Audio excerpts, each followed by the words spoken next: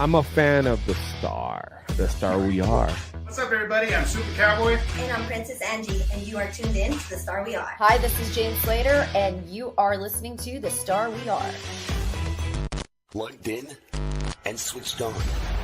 This is The Star We Are, live. Hey. Hey, yo. That'll never not be the best intro ever. I never get tired of that, ever. I save it once a week, but I can watch it more, yeah. Yeah, I feel like that, easy. More. Well, More. I guess we should really start by saying Happy Thursday. Hello. Can't believe it's already Thursday. Today was the last day of school. That's for later on. Let my mom bring this stress out here. Yeah. Yeah. Let's go. If you're new here, ooh, that was weird. We are The Star We Are. Now you know, very important you always remember. I am Slammin' Sammie. I am Landry's legend. I'm your man, Jimmy J's here. Sammy's got me pumped up with this intro. If you don't know, you better know. We're ready to go. Sorry, I don't mean to be rhyming. I'm just a pro. No, let me stop. Here we go. We got a good show for you guys today. Thank you for coming in. Drop your comments. Most importantly, though, real quick, drop your likes. Drop your sub if you haven't.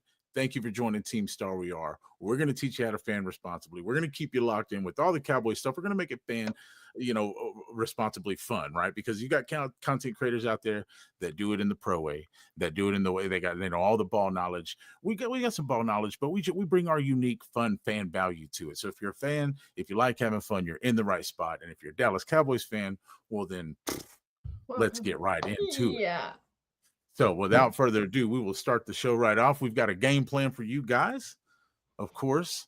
Let's bring that right up. Boom, boom. You know, always just like our sport does, to get it going, we got to kick this thing off. Okay, let me see here. That's it. That's the sound I was looking for. And then, of course, we're going to have some brilliant news where I get all my news every week when Sammie says it all for us, of course. And then we'll get right into, and Sammie will tell us a little bit about it in the news, I'm sure. But we're going to talk about and discuss our opinions on these NFL rule changes, right? We got to know what's going on with the rules. Are some of them good, some of them bad? We're back on kickoff. We're going backwards, coach. Oh, what's happening? There we go. And then while our mouses, it seems like they might be a little ill today. Jimmy's going to walk you through a story of the Eberflu with Coach Matt Eberflus and how he's been spreading a viral contagion around the NFL and around college to linebackers. I'm going to tell you all about it. Stick around. It'll be fun. Then we'll have halftime, of course. Blow the whistle, and we'll get right into halftime. Grab you some refreshments. We'll remind you to fan responsibly and tap all the right buttons. And then Mr. Landry is going to drop the first ever Tom's Bombs on us up in here. I'm excited. It's a cool story. I know a little bit about it, but I'm going to find out more today. You guys stick around. Very, very interesting, unique tale.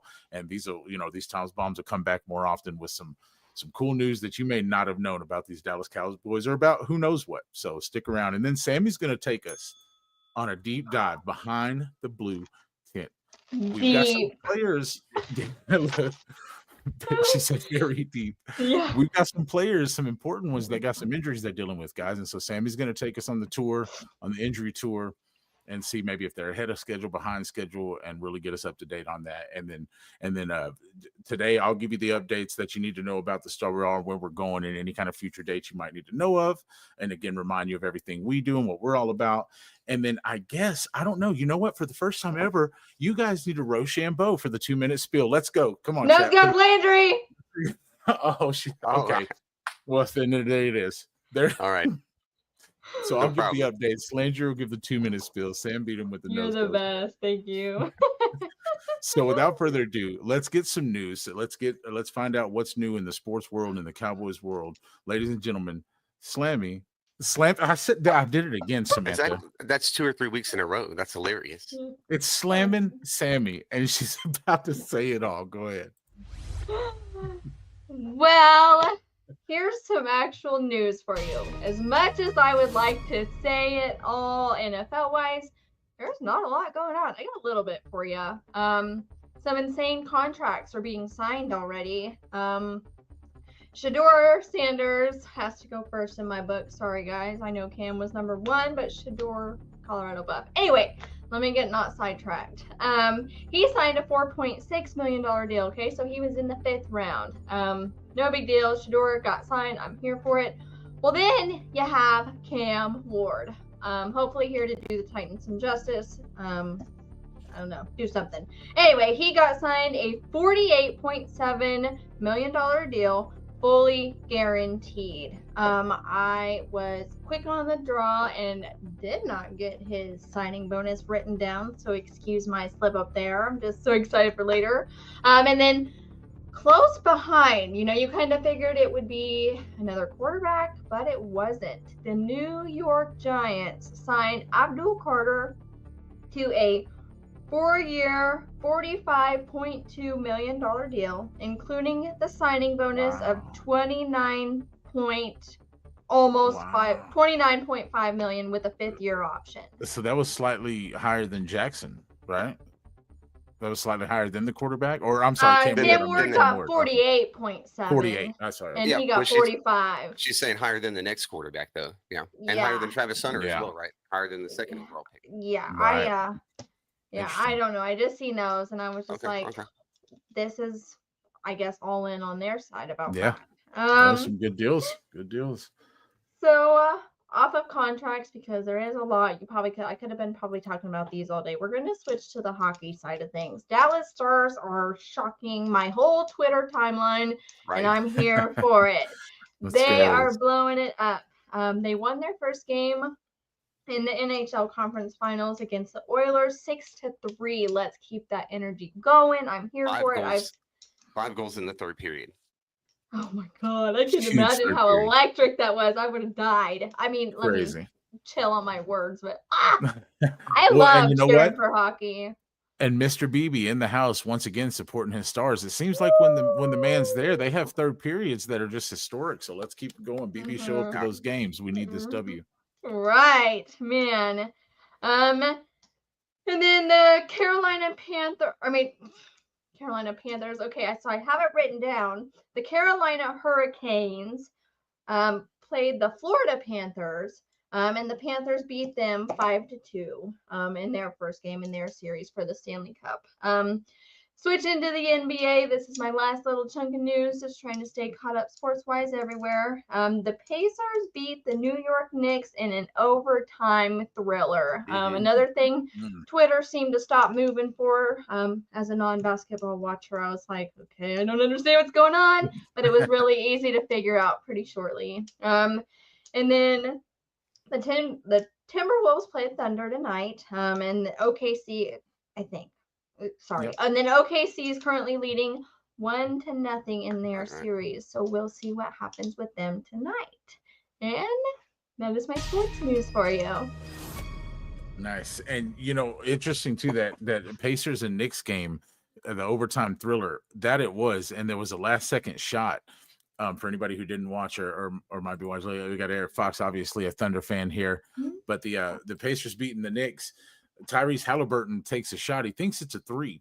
It goes in, and it would have put them 1 point up. He thinks he won the game, right? And they had choked a 17-point lead. So he does this, the old Reggie Miller, the old Indiana Pacer, right? He did it. He did the choke sign. And then they looked at it, and he had his foot on the line, so it was only a 2. They went to overtime. Now, luckily, that's being real super present in the moment to be playing. It really was. And harking back to Reggie.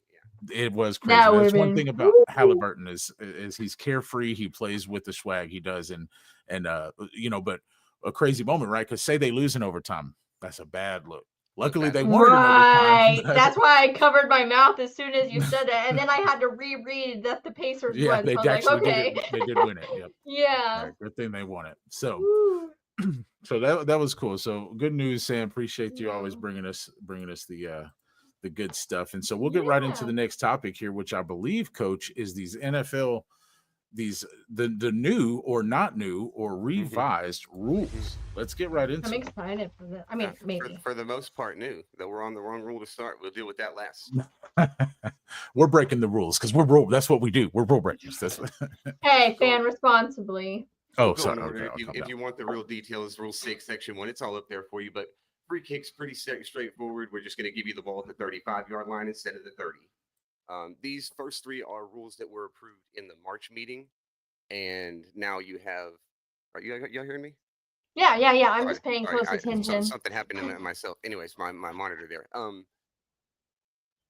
So anyways, free kicks. These things happen in the March meeting. These first 3, and then we'll get to the ones that happened in the votes that just happened on Tuesday and Wednesday. Just replay assist. This is just an expansion of replay assist to be able to quickly assist. Not that you can't challenge these, right? You could always challenge these things. This is a quick replay assist. Like that's a horsecollar. This is to not have charge coaches challenges and take 2-3 minutes longer. These are for quick, rapid replay assist. They can now. I love it. They've needed this forever.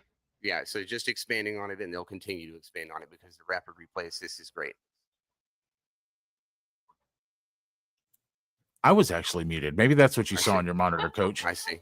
So I wonder if we'll ever see a day where maybe the pass interference and calls of that nature ever get looked at video, because you it's hard to do that, because if you ever get into it, like they say, holding happens on almost every play. They just don't call them, all right, because they don't see them. If there was virtual assistance with that, I wish I had that exact number, but DPI has been reviewable or challengeable for 5 years now, and people just don't do it. I think it's been one time. So I wonder if that's why. Yeah, I never even see people challenge it, but yeah, defensive players, head and neck area contact, face mask, horse collar, and running into the kicker, all added to rapid replays. Overtime changes. This is just you knew this was coming. This is 2 years ago, 3 years. They've kind of been tweaking overtime. You had to know that this was coming. This is just saying what probably most people would have agreed with 20 years ago if you said. I think I watched a lot of football, Sam, where people won with field goals in overtime because they won a coin toss and got a 1st down and a half and had a field goal kicker who could kick a 55-yarder, and they win the game based on that. This is just saying even if the first team scores a touchdown, which they changed it a few years back where the field goal doesn't necessarily win it.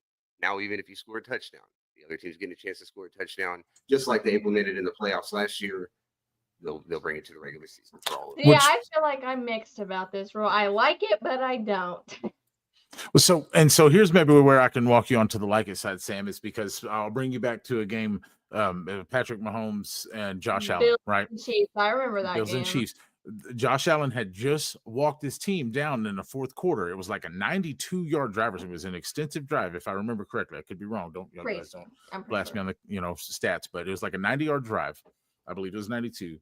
And they walked all the way down the field at the very end of the game and scored a touchdown to tie it and go to overtime, right? So the man who just did that in the final seconds, in the final like 55 seconds of the game, never got a chance to put the ball in his hands in overtime.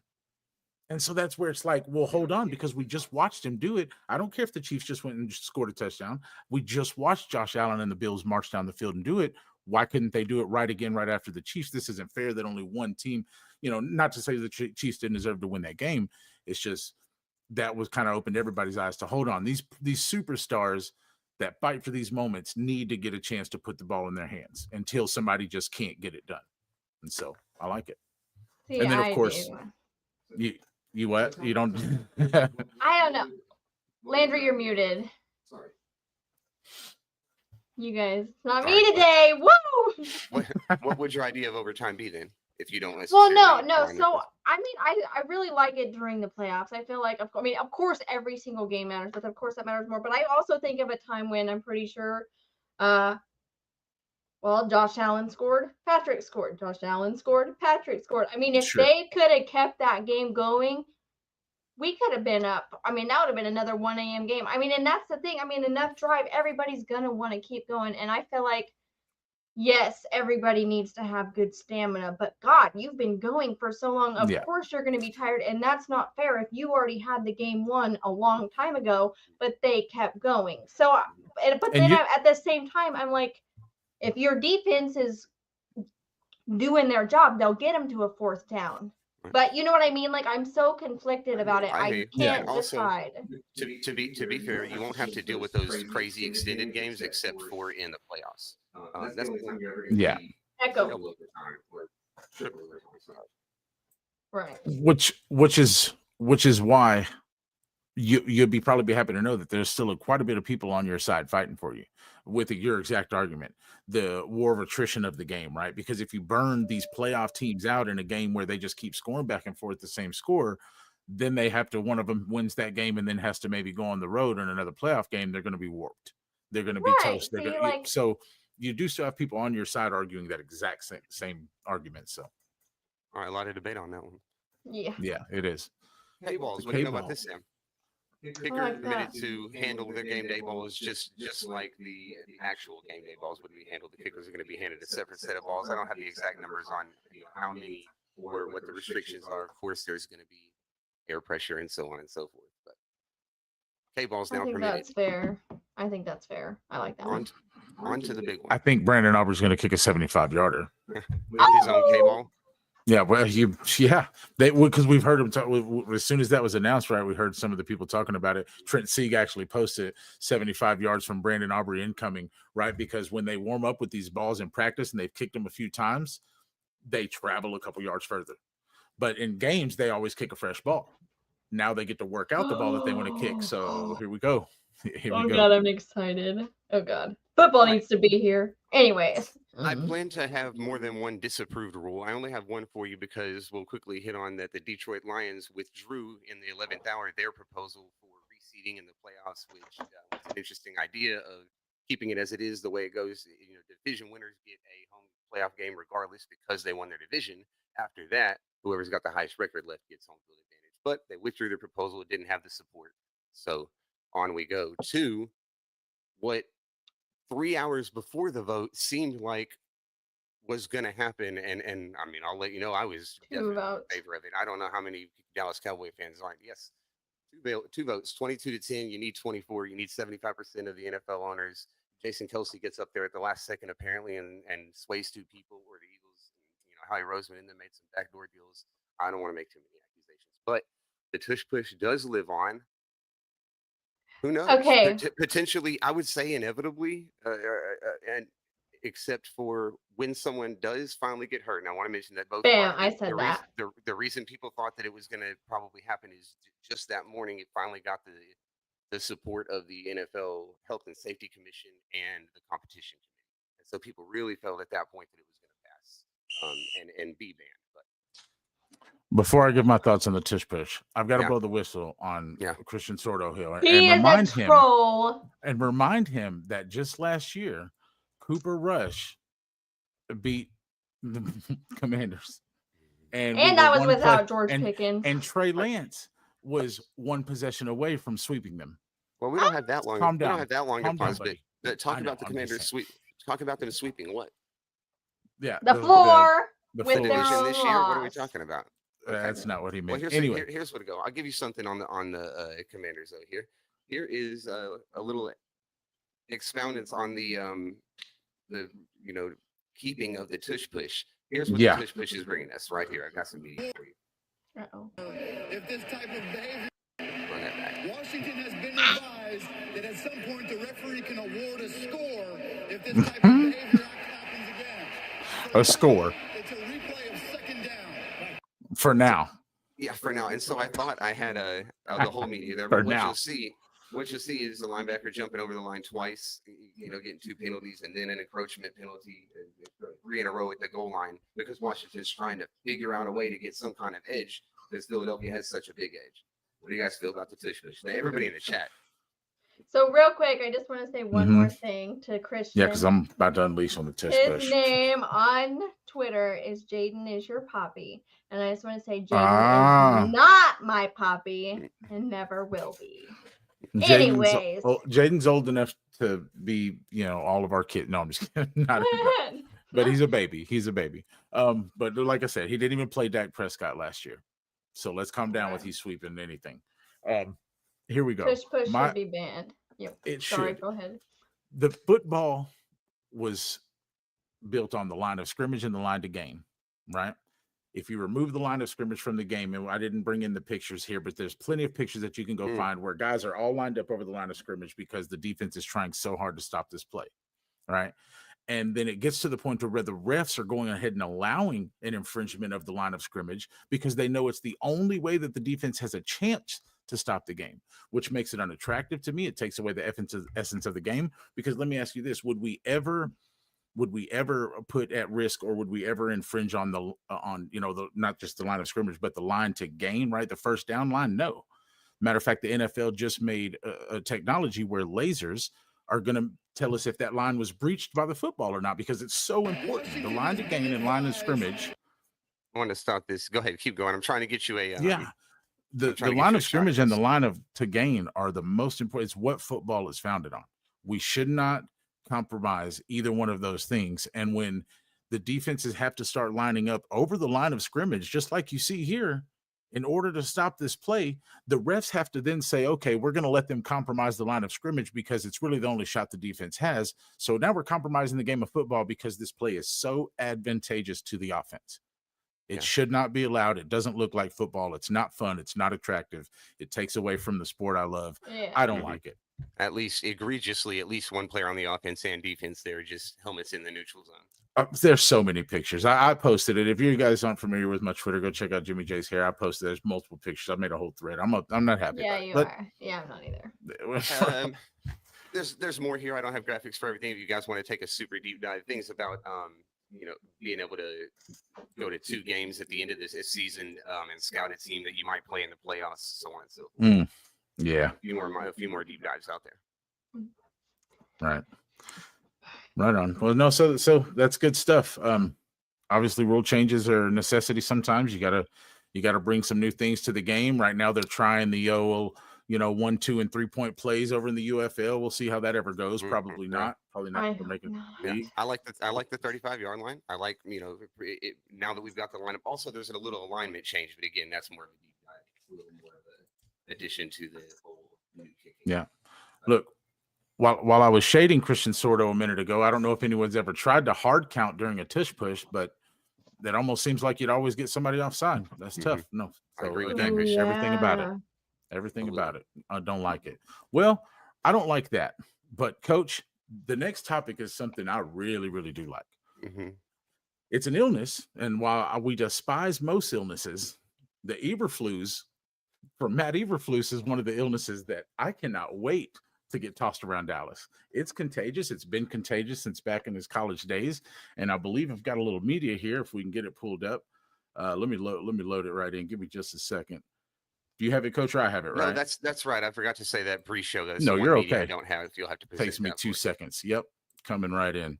At some point, the referee can award. I'm going to pause that. I don't know why that one keeps coming, but load it right in there. Yeah, so Matt Eberflus, right? He's been spreading this contagion since college. Now, we're not going to go all the way back to college. We're not going to talk about that, but we are going to talk about it because we just hired him as our DC. He's our new hire. And what is the Eberflus? What are you talking about, Coach? Well, I'll take you to his first NFL job, the Eberflus that got him the job in Cleveland in 2009, the NFL toilet bowl, or the toilet bowl of the NFL. We all know as the Cleveland Browns, where he would take a 10-year vet who transitioned from inside to outside linebacker, who you see on your screen here, and David Bowens, and more than double his career high in tackles, sacks, interceptions. And after being in the league for 10 years, 1 year of catching the Eberflus, and he has what you'll find is a common side effect as we go forward here, a career high. Career high. All right, pay attention to that. I'll move you forward a little bit where we go to 2011, where he joins a Dallas team who obviously spearheaded by this guy here, future Hall of Famer DeMarcus Ware, who does not need to get sick. He's already really ill. Okay. And also second-year linebacker Sean Lee, who, had a that's okay. Second-year linebacker Sean Lee, who had a decent rookie season, but then he caught the flu, and I believe throughout his career helped transmit the flu to other players. And I'll tell you all about that, and I'm going to walk you through it. But we all know about the Sean Lee. All of his career years came under Eberflus, and I believe he helped transmit it to guys like Bruce Carter. Bruce Carter had 8 tackles in 10 games, okay? 8 tackles in 10 games, and then he got affected when Eberflus got there. He got affected where he would go on to have his 3 career years where he went 7 tackles, 96 tackles, 70 combined tackles, had 5 interceptions 1 year, all his career highs, which you can see highlighted on your screen there. And then he left, and in the next 4 years couldn't combine for another 90 tackles in 4 seasons because he got cured. He got from the Eberflus, and that's something you don't want to do. Ask Anthony Spencer. He didn't want to do it. Unfortunately, he did, because his rookie year, he comes on the map and he's just all over the place. 65 tackles, 6 sacks, right? And then he catches the super flu. And he catches the super flu, and in 14 games, 95 tackles and 11 sacks. 95 tackles and 11 sacks. Anthony Spencer has his best year. He caught the Eberflu. Look at the career numbers there on your screen. Look at all the yellow highlights. 14 tackles for loss. Are you kidding me? It didn't stop there, Coach. It doesn't stop there. Of course, we all know the injuries that Sean Lee went through, right? And so we had to bring in a guy named Rolando McClain. I don't know if you remember him. Some analysts use the words like bust. That's strong. I'm not going to use the word bust on the guy. Yeah, he was a huge prospect. He was, so I'm not going to use the word bust on the guy, but he wasn't doing what they thought he would in Oakland. So we bring him into a place for us. Now I'm going to tell you something. I'm not going to give you the numbers, because while he did have a higher tackle season in Oakland, it was in more games, right? He played less games for us. He was more of a rotational guy, like I said, when Sean Lee and others were hurt. So we averaged in 42 games, 6 tackles per game in Oakland. He averaged in 24 games, 8 tackles a game in Dallas. So that just tells you right there. What did Matt Eberflus do? Got that boy sick. That boy got over here. He got sick. He got ill. He learned how to intercept passes. Then we move forward a little bit where Ron Marinelli, I believe, catches the flu, right? Defensive coordinator, and passes it on to Jalen Smith, a revolutionary player who, once he got healthy, turned exactly what he was supposed to be, where him and LVE went to carry on the flu, I believe, a few years after Eberflus left via Rod Marinelli, and they went on to kind of dominate and be one of the better linebacker duos in football for a while. So I believe Eberflus left his mark all throughout Dallas from 2011 to 2017, right? It's there. Then we move forward to the Colts, where he shows up to a 30th ranked defense and a linebacker group led by Anthony Walker, who the team wanted to cut. Eberflus said, no, thank you. I'll get you sick. And here's 110 tackles. Okay, here you go. Also, he grabbed rookie Shaquille Leonard. If you don't remember that guy, I know you remember rookie Shaquille Leonard, and had his career highs as a rookie. Did you hear what I just said? He got the Eberflus in 1 year, had his career highs with 163 tackles and 7 sacks in his rookie year. Never had those numbers again. Why? Well, because Eberflus left. Not only did Eberflus do that with those linebackers, he took a pass defense that was led by a 3-waived corner. He was waived 3 times in 4 years, named Pierre Desir, and an undrafted free agent named Kenneth Murray II, I believe it was, or Kenneth out of Valdosta State. And he turned the defense around. I mean, it was remarkable what he did just based off his linebacker play. Then his most recent, act in Chicago here, where you'll see Jack Sanborn there on your screen, who is hopefully going to bring the flu over with him to Dallas. Most recently, most notably, in Chicago, he takes a defense over after week 2 when Alan Williams, the defensive coordinator, resigns. They told him, well, you're not going to get one. You just got to call the plays yourself. Eberflus said, that's fine. I'll do that. I'll infect these linebackers. We'll lead the league in interceptions with 22, and most notably, led the league with linebacker interceptions with 9 for a team. This guy's a linebacker guru. This guy's a linebacker genius. He's going to bring the Eberflus with him. It's going to be contagious. And guys like Maurice Luafau, Kenneth Murray Jr., DeMarvion Overshone when healthy, I can't wait for him to catch the flu, Coach. That is the story of the Matt Eberflus. I love it. That's a good story. That's a brilliant segment, and my favorite part, which I had a little pre-knowledge on, the 2 corners about Valdosta State. Look, I know a lot of schools, and I hadn't heard of that. What's up, Nola? No, Christian Sordo believes in the flu. He says he has more belief in the DC than the head coach. So that means we need to make a video about the head coach next week and show you what his shot he's about. There we go. Oh, that's right. There you go. What's up, Kyle? Welcome in. What's up? Hot Boy Nola is stopping by. How's it going? Thank you guys so much. While you're here, make sure you hit that like, hit subscribe. I think it might be. Is it halftime? Yes, sir. Already? Right on time. Right on time.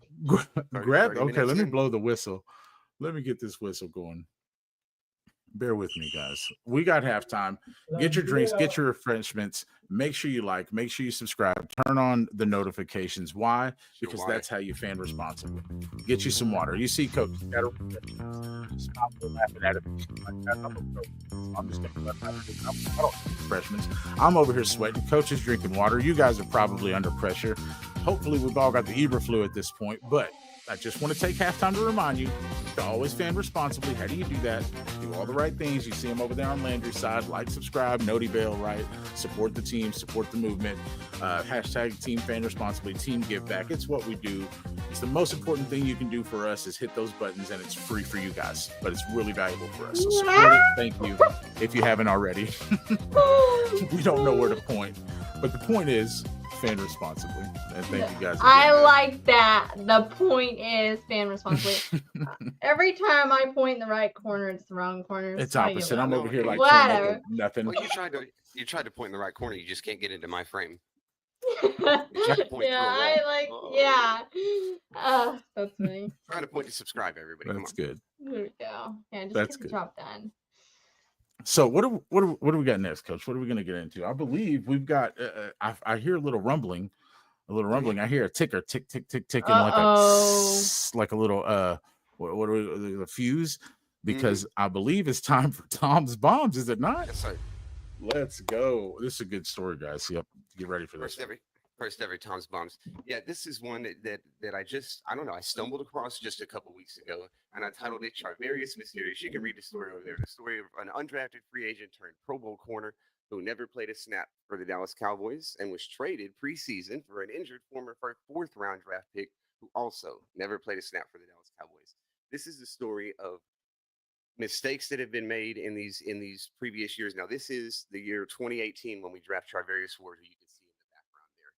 That's going to be the end of the Jason Garrett languishing. I forgot to put an exact kind of timeline on that. But Charvarius Ward gets drafted. I'm just going to put it on Will McClay, right? Will McClay has been with the Cowboys since 2002 and rising up the ranks. It just seems like the type of guy he would have nailed and brought in.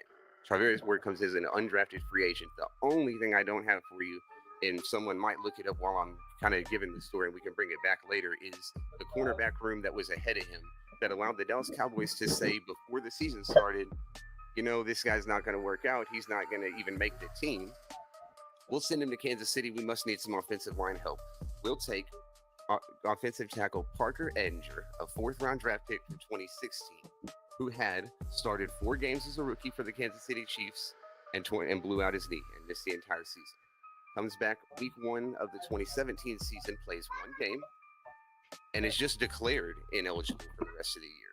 I don't know, I never found any more detail on what they found in the knee or if it was just, I don't know how you get declared ready to play week 1 and then immediately declared out for the rest of the year. But after that, in the summer of 2018, just before the end of camp, was when the Dallas Cowboys decide they're going to send Charvarius Ward over to Kansas City and they're going to take on Parker Edinger. Parker Edinger plays 1 practice with the Dallas Cowboys. You see he's over there in a Kansas City Chiefs jersey because I scoured the internet and couldn't find a picture of him in a Dallas Cowboy uniform because he played 1 practice for the Dallas Cowboys and blew his knee out. Now, this is terrible for Parker Edinger because he obviously did have talent, and I'm sure that his NFL career was tainted by all these early knee injuries. But that's what we got.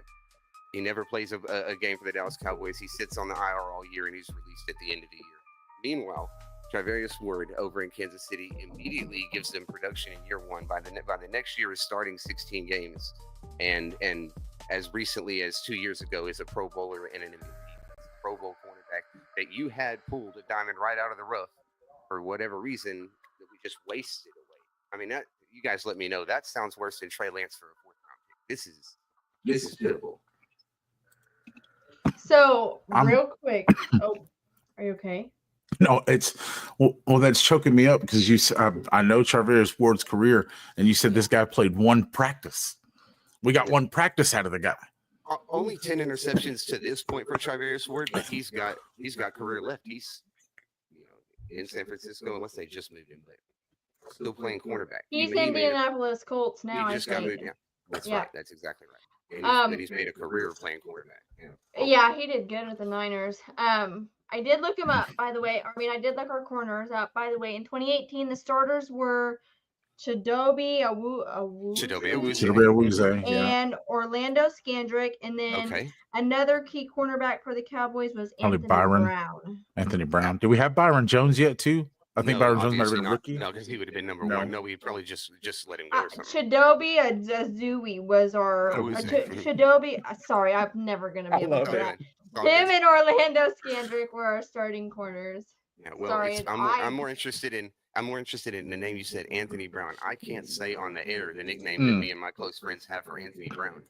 But he got called it a whole lot, and Strawberry's worth better than he is. Oh wow, that I'll just say it. escalated. And that's the third corner on our depth chart at that time. We're talking about a guy we didn't even carry. We probably carried 5 corners that year.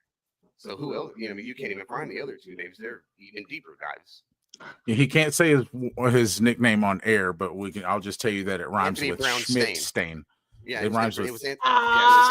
It was Anthony Brownstein. That's right. The Brownstein Bears. Oh my God. Now Sorry, listen. that just sounded so similar. I couldn't resist. Now, to be fair, Anthony Brown was a long-time vet You're with an us. NFL player.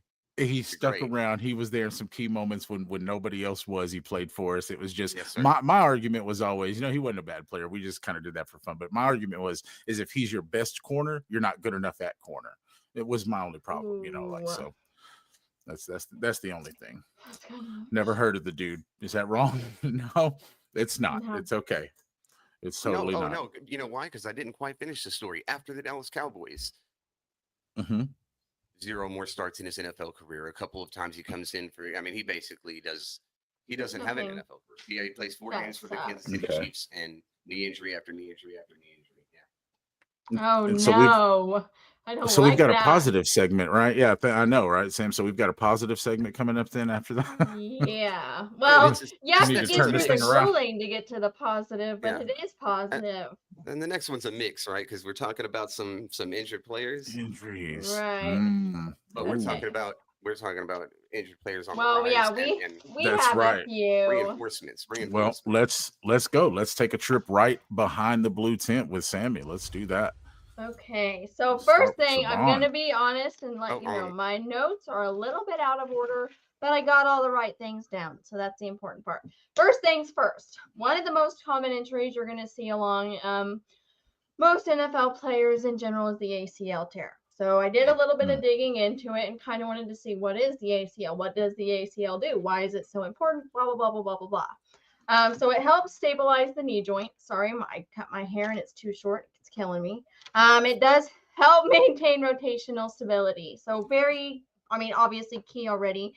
So it connects your thigh bone to your shin bone, okay?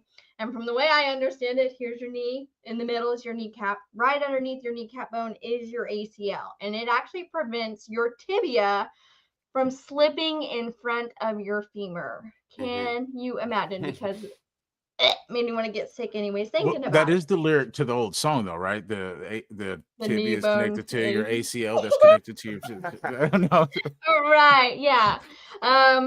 And then another one that you're going to see pretty common is the MCL. I did look at the other ones, but I'm going to kind of read them as we go along.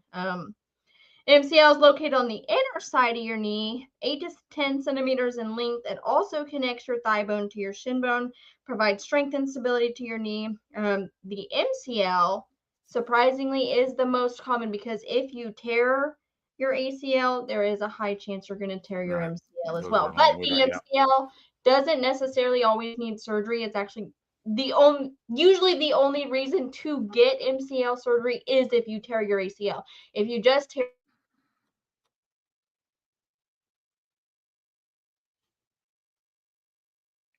Are you seeing the freeze as well? Yeah, Coach? yeah. I've got Sam frozen. Okay, yeah. Am I here now? You're back. You are there now. Did you miss anything? Did you get all my words? Because that's the important part. Just rewind 10. Yeah, 5. Yep. Okay, so the MCL. Did you hear about the MCL? Yes, we did. You don't usually have surgery on the MCL unless you. Yes, your ACL. But yeah, the MCL, you just need to rest, have physical therapy, and you're all good to go most of the time. Sure. Now for Trayvon Diggs specifically, so his first ACL injury, he actually left and underwent surgery in 2023. Had a traditional ACL repair. He recovered enough to be able to come back during 2024 season, as we all seen. Kind of still looked a little bit rusty. I think he may have came back too soon, a little bit, in my opinion, just based on my 4 hours of research I did today. So don't listen to me. But after 11 games, he did injure himself again. So it was his left ACL. Remember that. Because boy, let me tell you. Okay, so then in January, so the surgery he had after he left is called chondral tissue graft surgery. And so what that was, the reason it took so long to repair is it is used to repair the damaged cartilage in the joints in your knee, most of the time, sometimes used for other things. But what it does, so you don't repair what's broken in there, you replace it. When I had my meniscus torn, they honestly told me they could do the same thing to me, and I'm so glad they didn't, because chances are it's going to be from a donor, which a donor is unalived. The only reason, so I think that's what Trayvon Diggs got, is because the other,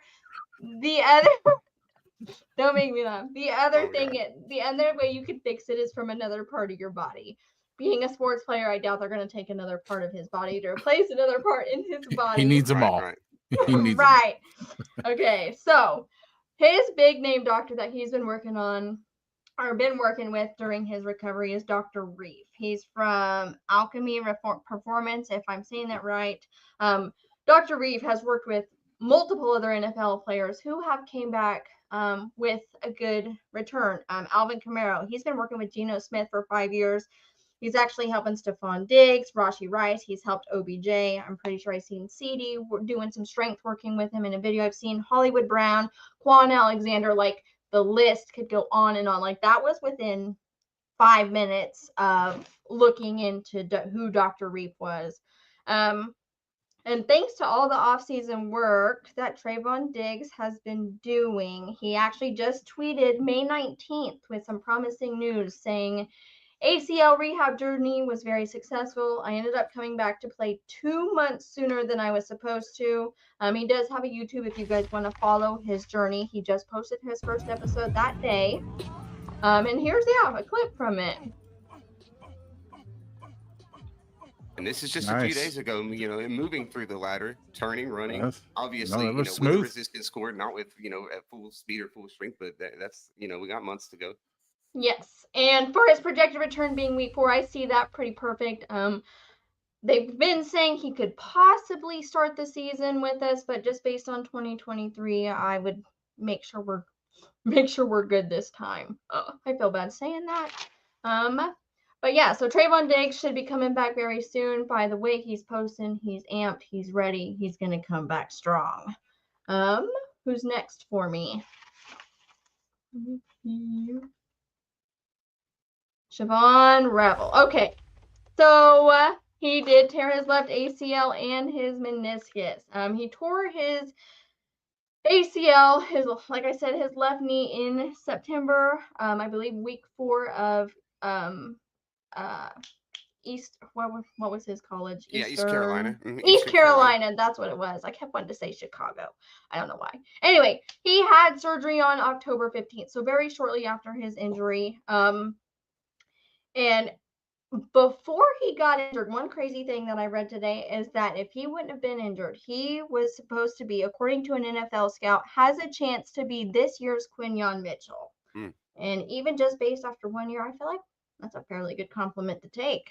So the doctor that did the surgery for Siobhan Revel was actually Dr. Daniel Cooper. Now, I don't know if any of you know that name, and because I did not. Holy cow. Oh, there we go. So this is what he posted a letter saying for everyone to see before the combine. So this was February 24th. To NFL general managers, head athletic trainers, and player personnel directors. This letter is to outline expected return to competition schedule for this young cornerback who is entering the NFL draft. He had ACL reconstruction surgery on his left knee 4 months ago, and he has been very compliant with his rehab. He is on schedule for full return to play this summer. When he reports to an NFL team after the draft, he will be cleared for all strength and conditioning activities and individual running and cutting drills as a defensive back. He will not be cleared for participation with the team until training camp. It is routine for ACL just to make sure all his knee ducks are in a row. Sure. Right. But what I was getting at, the doctor is actually the Cowboys doctor. He does a lot of surgery for all of us. Yeah. Same situation with Jalen Smith. Remember when we drafted him, he had a knee problem, linebacker, and he actually missed his whole first year. But our doctor did his surgery in the Same story with a few other guys. Yeah, we do that. Yeah. We're Yeah, willing to take. see, So week one then on Siobhan Rebel as well, because that's that we're in agreement on that. That's what I That'd was be trying to nice. lead you in with, and I had a muted microphone when I was trying to say let's do Siobhan Rebel next because Oh, if Trey sorry. Diggs is not going to be ready for week one, I need this Siobhan guy to Rebel. be. Need I him like to, that. for sure. So the last I know is as of May 4th, I tried finding something more recent, but of course they don't want to give it to me. It looks to be on track. He said, and I quote, right now I can pretty much do anything, the running straight line, the cutting, but the cutting is what he said. He hasn't got too much into that, just taking it day by day, trying to take it slow. He did participate in rookie minicamp and will continue to work with hopes of returning at the beginning of the season. He'll be ready to go. Yeah. No, when you just pay Diggs that money and you really need the depth in the room, you take it slow with both of those guys. I mean, I understand you got AJ Brown or Devonta Smith coming up week one. I get it, but listen, take it easy with both these guys. Let's keep it moving. Let's do a couple of the less concerning players in terms of will they be back, but just discussion on their injury. Here's Sam Williams, the first one I looked into. So he actually, remember what I told you to keep note of? Left, 10, left.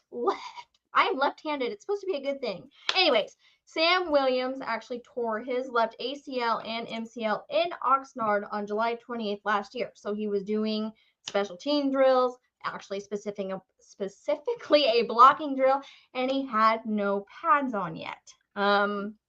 He is absolutely set to return. He had orthoscopic surgery, which I think is pretty cool because I had that on my meniscus. They use a scope and they put 2 to 3 key size holes in your knee. Sounds so gross talking about it. Anyway, 2 to 3 additional, one for an additional camera and one for their tools to go in and repair the ACL and MCL. That's what they did for him. Let me see.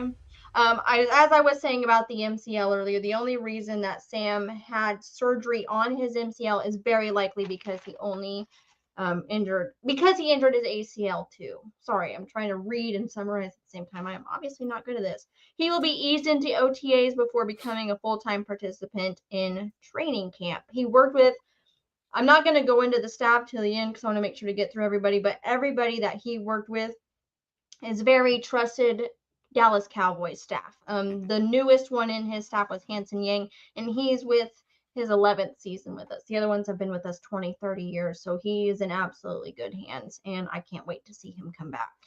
Good news. Tell me about the quarterback. So quarterback. Okay, so I was kind of shocked to looking into this one. This one, thank God, it's not left. It was his right hamstring. He had a partially torn hamstring in week 9. It's called a partial avulsion, aka tending tearing off the bone. I tried to look up all these injuries like real life, and I'm so glad that Google's a little more strict than that because the way it showed is it's like tearing off your pelvis, like your whole pelvic bone, and the way they showed stitching it up just looked absolutely horrible. Yes, that is very appropriate. So I was very shocked to see. So at first we were all shocked, just a partially torn hamstring. He should be back in 68 weeks. With his surgery, the normal recovery is 4 to 6 month window. First 6 weeks, no active, can't walk, can't do nothing, no avoiding active hamstring contraction, hip flexion greater than 60 degrees, no knee flexion against gravity, and prolonged sitting. Dak Prescott can't even sit down that long because of that stupid surgery. He needed crutches for 2 to 3 weeks after that, but most can walk about after a month. He should have some checkups coming up, but he's been working with Britt Brown, his own personal trainer, Luke Wilson, and his physical therapist, Luke Miller, since 2021. He is absolutely, according to him, he's very confident, ready to come back. He should be able to come back to take on the Eagles. So that is a very awesome game for him to come back. I did look up other players that have happened to tear their hamstring. I haven't seen any specifically like Dax. Like I tried to look up the avulsion and everything. But torn hamstring players that have come back, CMC, Julio Jones, AJ Brown, Amari Cooper, Darius Slayton, Tyrod Taylor, and Jahmyr Gibbs. Like those are just the first list names. Like so many players this has happened to that have been able to come back very successfully. Yeah. Well, let's just hope that I wouldn't mind if the exact same scenario played out the last time Dak Prescott come back from a leg injury. We got beat by the reigning Super Bowl champs to open the season, and then dusted them in the first round of the playoffs in the Tampa Bay Buccaneers, if y'all remember that. So if we can lose to the Eagles first week of the season and then dust them in the first round of the playoffs, I'll be thrilled. But I would still like to beat them. Okay, Sam, tell me about the big one. Okay, Oof, my so boy. this one was the kind of he's partially good Lord. Partially the reason I looked into all the surgeries beforehand to see what correlated with what and what with what. It was kind of fascinating just to learn anyway. But so he actually tore his left ACL in 2023. Stupid left leg.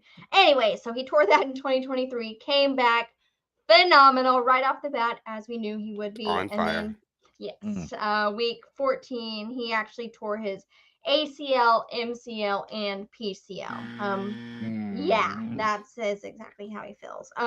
So based on that, so remember that happened in December. March was the first time he was actually seen walking with no crutches. God, I feel bad for his arms, but that strength is probably awesome. Crutches are no joke. But anyway, according to Overshown, he'll be back in 25 and before December. So players are obviously a lot more optimistic in returning sooner. They know, what they want. But according to the specialists, the doctors, everybody else's opinion, we're looking at mid-season. Hopefully he will be able to return. There are some speculations that he won't come back at all. Based on the way I'm reading and everything is looking, he's on top of things. He's doing a really good job. So it's highly favored for him to come back.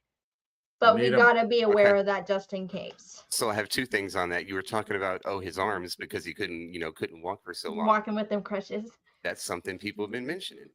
Obviously, you could work out the upper body a lot more than you could the lower for a second. And people are saying he looks bigger, Yeah. potentially as a result of that. Number two, how does the joystick swap look? Oh, it's beautiful. From Do I loving have to zero. change my head or? Oh yeah. Yeah. Oh yeah. Agent, we need it. We need it. Yeah. So real quick, last thing about him. Sorry, I told you guys I dug deep. Like I tried to look into everything and become a trainer just for this. So the PCL, I've actually never heard of the PCL. I've heard of the MCL, LCL, ACL, whatever. It's a more uncommon one, yeah. Yes, so this is actually more internal. It actually kind of wraps around with your ACL in like a cross shape. And I was okay. So it's a crucial ligament is specifically what it says. It stops your tibia from moving too far backwards. And it is a very vital role in knee stability, the strongest ligament in your knee. So that just tells you getting ran over by a 300-pound man is probably what it's going to take to tear your PCL. Sounds to me like that's the reason the recovery is even a little more extended than just an ACL. Yeah. Well, the way I was looking at it, I mean, it's kind of like the MCL. Yes, it can be severe. A grade 3 is usually the MCL tear you'd need for surgery. Right. The PCL made it seem like it's kind of the same situation. It is very easy for it to repair on its own due to the blood flow it's able to get right there. Yeah. But when you have other mixed injuries in it with it, this is what you're going to get. I tried to look up other players with injuries like his. The closest I could find was Nick Chubb. And when I looked him up, apparently he only tore his MCL and ACL, which is like Sam Williams. So yeah, his is a little more severe. I couldn't find anybody else. But if I know the mentality of DeMarvion Overshown, the way he has proceeded himself, he is not going to come back any less than he was. It might take him a second to get back in his groove. But he said the guys in the training room know what they're doing. He has full faith in them, and we have full faith in him. So, bam, broke it down for you. Man, I love it. I love it. Some good news. Yeah. Well, and that's what I was just going to say before we get into the Star Wars updates and then start to close this thing out. Maybe we can have an opposite of last season where we thought we were fully healthy and then we ran into the injury train, right? Let's go into this season not even fully healthy. Let's get help. Let's get this full team back by week 6, week 7, week 8, and be even stronger than we started. Let's look okay to start with, and then add DeMarvion Overshown. Right, that's what I mean. Yeah, get stronger over the season, not weaker. So, Let's So- dodge that injury. Yeah, and as I've showed you guys before, I'm taking it pretty serious. Locked And in. looking at the first 4 games, we play the Eagles, New York, Chicago, and Green Bay, and then the Jets. So those are Bingo. games we'll probably be wanting him, but okay. I don't even like saying that. We'll just Yeah. want him there, but we might manage. I'm gonna want him until he's back on Yeah. the field. 'Cause like I said, Yeah. He was showing Pro Bowl flashes. I mean, he was all over the place. Yeah, Really trying good. to keep it Several contained, tackle yeah. for losses in a short period of time, and really good burst. Let's hope he gets it all back. Even if he's 95% of himself, he'll be a monster. So let's do that. But Yeah. before we get to the 2-minute spiel and let you guys leave, we can't let you do that just yet. We got a few updates. I've got to tell you about them. So speaking of that Green Bay game that Sam just mentioned, week 4. Oh, I'm so excited. Cowboys Cave Tailgate. Make sure you tune in. Be on your social medias. You'll be able to tune in. People will be posting videos, maybe going live if you're not able to make it out. Huge Cowboys, content creator party. Cowboys Cave. It's amazing. 3rd annual. It's the best of the best around. So be watching out for that. As far as the Star We Are updates go, just remember, we're going to move this show from Tuesday to Thursday, guys. We realize, all the good news is at the beginning of the week. So let's talk about it on Thursday instead. Plus, that'll put us right before Thursday Night Football. We'll go on before the whole week. We'll be able to come on next week after the week. It'll be fun. So Thursday, 6 p.m. is the new slot, the new time where you can fan responsibly. And I think that's the only updates we really have. If you guys think of anything else. Perfect. I don't know if it's an update, but I am freaking dying inside for football. Like, I feel like I am falling apart. Like, college will be the freaking highlight of my whole entire life. Like, I'm already looking into top draft prospects for next year. Like, I'm ready. I'm so hyped right now, guys. It's not Breaking even news, funny. guys. Samantha's a football head now. Okay. I am. And hopefully you enjoyed Jimmy's kind of deep dive into those handful of years just before you became a Cowboys fan. Yeah. With the Bruce Carters and the Sean Lees of the world. Like, I definitely have heard of Sean Lee. I watched Sure. Sean Lee a couple Yeah. times. I don't think if you're Yeah. a Cowboys fan, you won't know that name. But some of the other ones I learned about, which Yeah. thank you. I love that. All right. We're right on I time. appreciate it, Eric. We appreciate it. Yeah. So go Put a ahead. clock up there and we'll do it.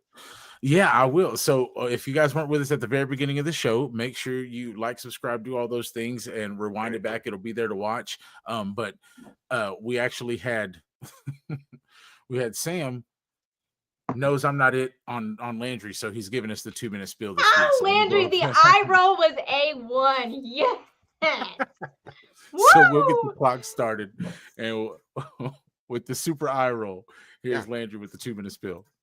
No problem on the 2-minute spill because this was a super fun show. I'm gonna run back up through my little scene list here and talk about how, of course, we came in, we kicked it off, we show you what we're going to talk about every time that Sam delivers the news. Then we jump into these NFL rule changes, which, getting the ball at the 35-yard line, overtime rules being, meshed with what it was in the playoffs last year, blah, blah, blah. They didn't ban the tush push.